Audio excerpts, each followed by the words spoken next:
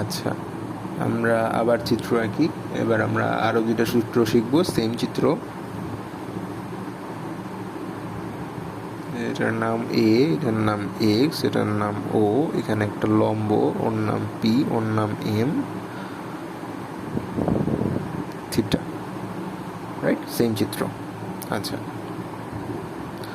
তারপর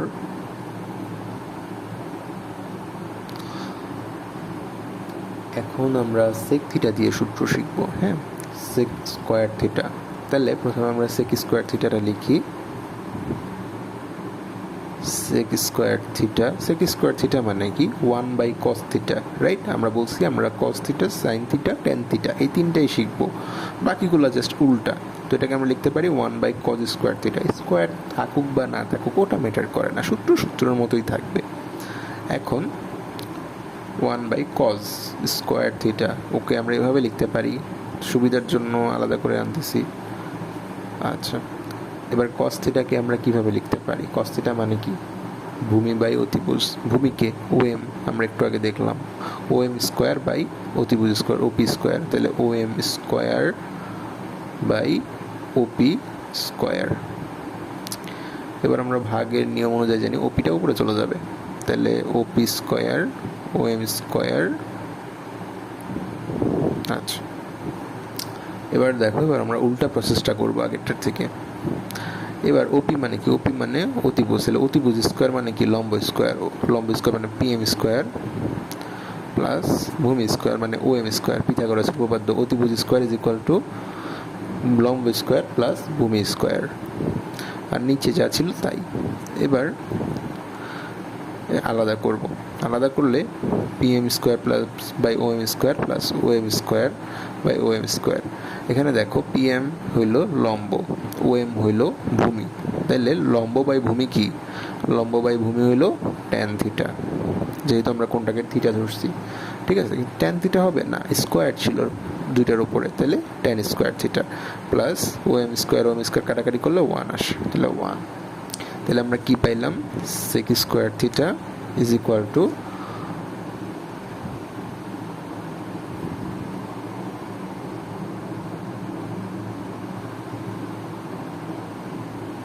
আচ্ছা tan square theta plus 1। এটা একটা সূত্র, এখান থেকে আমরা এটা বিভিন্নভাবে লিখতে পারি।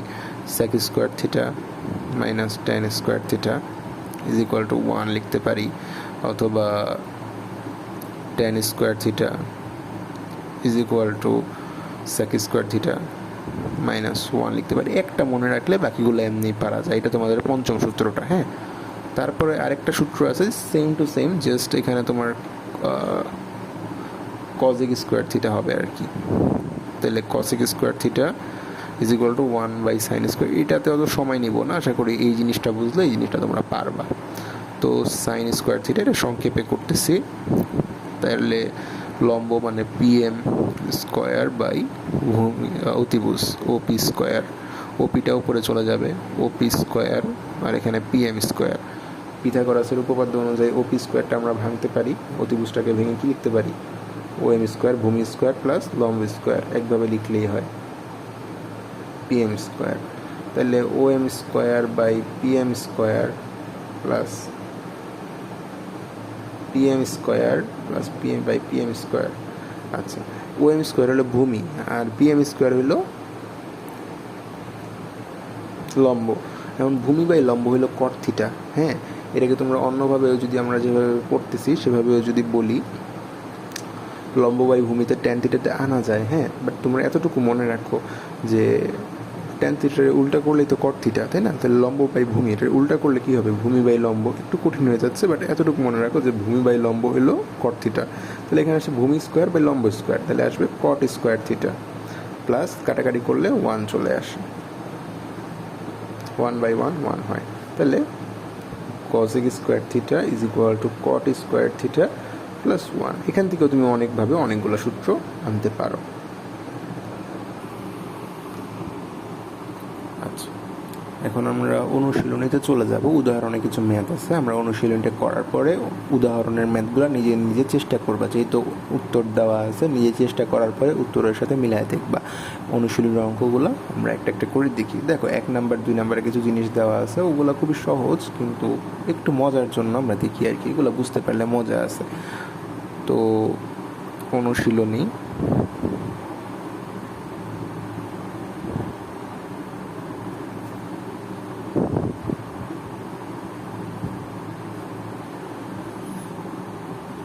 তো প্রথম ম্যাথে 1 নম্বর ম্যাথের ক নাম্বারে বলছে তোমার tan a এর মান, মানে tan a এটাকে আমরা বলছি a হিসেবে আমরা লিখতে পারি কোনটাকে, এটা তো কোনো কিছু মানে যেটা ইচ্ছা আমরা সেটা লিখতে পারি।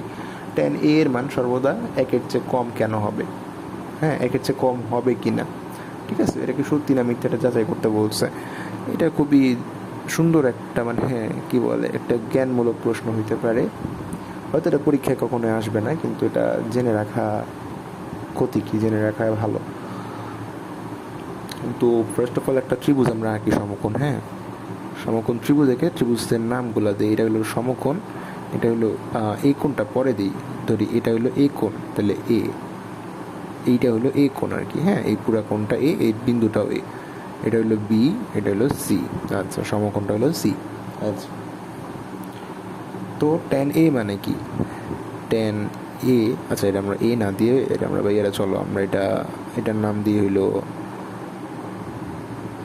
পি কিউ আর, তাহলে নামটা মানে ভালো হবে আর কি, সুবিধা হবে আমাদের করতে। তাহলে tan a মানে কি, লম্ব এই কোণটার নামিয়ে দিছি, হ্যাঁ লম্ব এতটুকু লম্ব, তাহলে লম্ব কত কিউ আর, আচ্ছা বাই ভূমি মানে কি পি আর, তাই না। আচ্ছা এখন কথা হলো এটার মান কি সর্বদা 1-এর চেয়ে কম হবে কি না, ঠিক আছে। এখন তোমরা যদি পিথাগোরাসের উপপাদ্য জেনে থাকো, এটা হলো গিয়ে ভূমি, এটা হলো গিয়ে লম্ব, তো লম্ব স্কোয়ার প্লাস ভূমি স্কোয়ার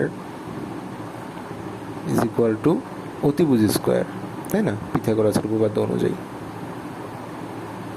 তো লম্ব স্কোয়ার এখানে কত হয়, Q R square plus P R square is equal to P Q square. এখানে আমাদের মেইন জিনিস এটা বোঝানো না, হ্যাঁ মেইন জিনিস মানে মেইন উদ্দেশ্য আমাদের এই পিথাগোরাসের উপপাদ্য বোঝানো না, মেইন উদ্দেশ্য হইলো আমরা কি দুইটা মানে লম্ব আর ভূমি এই দুটা কি হইতে পারবে কিনা, এই দুটার অনুপাত লম্ব বা ভূমির অনুপাত 1-এর থেকে কম হইতে পারবে কিনা। অনুপাত মানে কি লম্বকে ভূমি দ্বারা ভাগ করলে এইটা কি 1-এর থেকে কম হইতে পারবে কিনা, কিন্তু এখানে হলো সর্বদা 1-এর চেয়ে কম না, সর্বদা না, এটা কম হইতে পারে এমনকি বেশিও হইতে পারে, তাই না। দেখো পিথাগোরাসের ইয়েগুলো মানে সমকোণ হওয়ার জন্য আমরা কয়েকটা সংখ্যার মধ্যে একটা জানি 3, 4, 5, অর্থাৎ ভূমি যদি হয় ভূমি 3 হইতে পারে, লম্ব 4 হইতে পারে, তাহলে অতিভুজ হবে 5। কীভাবে 3 square is equal plus 4 square is equal two 5 square, 9 square 9 plus 16 is equal two 25, তাই না। তাহলে এই 3টা সংখ্যা হলে কারেক্ট। এখন আমরা যদি এটাকে 3 না ধরে এটাকে 4 ধরতাম, আচ্ছা এটাকে 3 ধরলে কী হইতো, এটাকে 3 ধরলে 4/3 হইতো, 4/3 কি 1-এর থেকে বড়। আবার এটাকে যদি আমরা 3 না ধরে এটাকে আমরা 4 ধরতাম এবং এটাকে আমরা 3 ধরতাম, আমাদের কিন্তু পিথাগোরাসের উপপাদ্য মানে উপপাদ্যটা মিলে যাইতো, তাই না। সেম হিসাবে তখন কি হইতো, এটা হইতো 3/4 তোমার tan a এর মানটা, তো 3/4 কি 1-এর চেয়ে কম, ঠিক আছে। তো আমরা একদম কনক্রিট একটা প্রমাণ না দিয়ে আমরা জাস্ট এভাবে এটা উপলব্ধি করতে পারি যেটা 3/4ও করা যায়, বা মানে 3/4 হিসেবেও লেখা যায়, যেহেতু পিথাগোরাসের উপপাদ্যটা এটা মানতেছে। আবার 4/3ও এটা লেখা যায়, 4/3 হইলে কিন্তু এটা 1-এর থেকে বড় চলে আসে মানটা, আর 3/4 হইলে 1-এর থেকে ছোট চলে আসে, তাহলে এটা 1-এর থেকে ছোট হইতে পারে আবার 1-এর থেকে বড় হইতে পারে। তুমি এরকম অনেক মান নিতে পারো, যেমন 5, 12, 13 পিথাগোরাসের সংখ্যা মানে সমকোণে হওয়ার সংখ্যা। 5কে তুমি লম্ব বা ভূমি ধরে 12কে তুমি লম্ব বা ভূমি কিছু একটা ধরতে পারো, তাহলে 13 আসবে অতিভুজ। আবার 6, 8, 10 এই সংখ্যাগুলা, হ্যাঁ তো তুমি ওগুলা দিয়েও ট্রাই করতে পারো। এখানে কোনো বাধ্যবাধকতা নাই যে তোমার tan a এর মান মানে লম্বকে ভূমি দ্বারা ভাগ করলে ওইটার মান 1-এর থেকে সর্বদা কম হবে, এরকম কোনো কিছু নাই, বেশিও হইতে পারে বা কমও হইতে পারে, ঠিক আছে। আচ্ছা এবার আসি খ নাম্বারে বলছে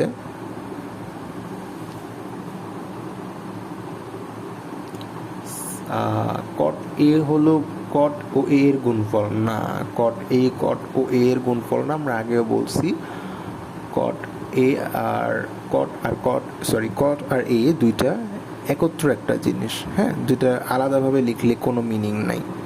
তুমি যখন স্কোয়ার করো, হোল স্কোয়ার করলে কিন্তু জাস্ট কটের ওপর স্কোয়ারটা বসাও, এর উপর আলাদা করে স্কোয়ারটা বসাও না, এটা মোটেও গুণফল আকারে কিছু না। কট একটা অপারেটর এবং এ একটা সংখ্যা হিসাবে ধরতে পারো। সংখ্যাটা কোণ, একটা কোণ, হ্যাঁ, কোণটাকে তুমি যে কোনো সংখ্যা 30 ডিগ্রি 40 ডিগ্রি অথবা আরেকভাবে প্রকাশ করা যায়, ওটা আমরা না বলি, আরও অনেকভাবে প্রকাশ করা যায়।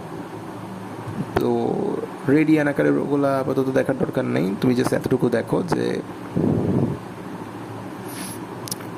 কট হলো একটা অপারেটর, যেমন যোগ বিয়োগ গুণ ভাগ। তুমি যখন -4 লেখো, হ্যাঁ, তখন কিন্তু তুমি মাইনাস আর 4 গুণ আকারে লিখো এরকমটা বলো না। মাইনাস হলো 4-এর একটা অংশ, হ্যাঁ, একটা অপারেটর হিসেবে এখানে কাজ করে। -4-এর একটা অংশ, সেরকমই কট হলো এর একটা অংশ। কট একটা অপারেটর, এ একটা সংখ্যা মান প্রকাশ করে। কট একা একা কিছুই প্রকাশ করে না, যেমন যোগ বিয়োগকে সে কিন্তু একা একা কিছুই প্রকাশ করতে পারে না। যোগ যদি দুইটা সংখ্যার মাঝে বসে তাইলে সে দুইটা সংখ্যাকে যোগ করে দেয় বা দুইটা সংখ্যাকে একত্র করে দেয়, ঠিক আছে, এরকমটা। এবার গ নাম্বারে বলছে এর কোনো একটি মানের জন্য sec a = 12/5। এখানে কোণের মানটা চাইছে, হ্যাঁ, তো কোণের মানটা তোমরা বের করা সম্ভবত শিখবা পরের কি বলে পরের চ্যাপ্টারে, এর কোন মানের জন্য। এখন হয়তো বা এটা শিখবা না। এখানে কোণের মানটা চাইছে আর কি, ও না, এখানে কোণের মান চাই, সরি, গ নাম্বারে চাইছে হইল এর কোনো একটি মানের জন্য sec a 12/5। 12/5 কি আদৌ হইতে পারে কিনা, ঠিক আছে, এটা আমাদের কাছে চাইছে। তো sec a মানে হইল 1/cos a, মানে হইল 1/ভূমি বাই অতিভুজ। অতিভুজের সংক্ষিপ্ত করে লিখি, তাহলে অতিভুজ বাই ভূমি, তাইলে লিখছে 12/5। তাহলে অতিভুজ যদি 12 হয়, ভূমি যদি 5 হয়, হ্যাঁ, অতিভুজ অবশ্যই বড় হবে, ভূমির থেকে অতিভুজ অবশ্যই বড় হবে, হ্যাঁ, এটা হইতে পারে। অনেকের কাছে মনে হইতে পারে যারা একটু বেশি প্র্যাকটিস করছো, এখানে 13 হওয়া উচিত, কারণ 5 12 তারপর 13 না, 12 মিলবে। তুমি যদি একটু ক্যালকুলেটারে করে দেখো তাহলে হয়তো একদম এই ইন্টিজার একটা মান আসবে, মানে পূর্ণ সংখ্যা আসবে না আর কি, কিন্তু একটা মান আসবে, ঠিক আছে। তো এটা করে দেখতে পারো, এটা আসবে, এটা ঠিক আছে মান। আচ্ছা, তারপর ঘ নাম্বারে বলছে কস হলো কট্যানজেন্টের সংক্ষিপ্ত রূপ না, কস হলো কোসাইনের সংক্ষিপ্ত রূপ। সাইন দিয়ে SINE সাইন বুঝায়, কস দিয়ে কোসাইন বুঝায়, ট্যান দিয়ে ট্যানজেন্ট বুঝায়, কট দিয়ে কট্যানজেন্ট, সেক দিয়ে সেকেন্ড, কস দিয়ে কোসেক দিয়ে কোসেকেন্ড, এগুলোর যে সংক্ষিপ্ত রূপ। আচ্ছা, তারপরে 2 নাম্বার দেওয়া আছে। 3 নাম্বারটা আশা করি সহজ হবে, এটা করাই দিই, আসলে এটা খোলার মধ্যে আর না রাখি। আচ্ছা, ওখানে একটা কোশ্চেন ছিল ভালো, বাট এখানে দেয় নাই মনে হয়।